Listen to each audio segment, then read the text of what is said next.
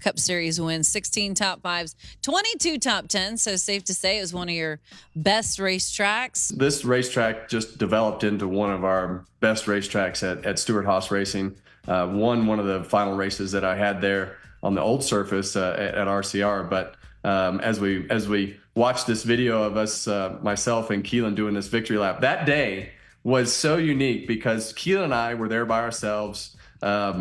The first thing we did on the weekend, Keelan and myself and a couple of our friends went golfing.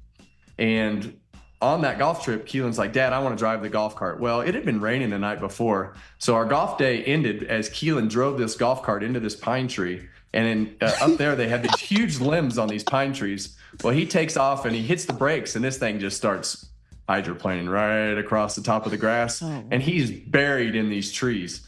So that was how our golf game ended the day before the race. And that morning of the race, Keelan and I were sitting in the motorhome, and he's like, Dad, if you win today, I want to ride in the car. I'm like, well, if I win today, you can ride in the car. I said, but here's what we're going to do.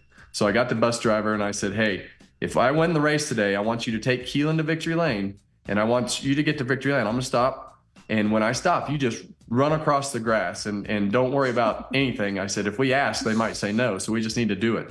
So it all worked out, and we were able to put Keelan in the car, and that kind of started a trend of putting the kids in the car. And I was fortunate to win with Keelan there again. The first time he didn't have his headphones on. We were much more prepared at the second win because the next time he was a little bit more comfortable. So we were able to do the burnout while Keelan was in the car. But Michigan was just one of those special places for myself and Stewart-Haas Racing and Rodney to be able to have the success. During COVID, we won 2 races in one weekend.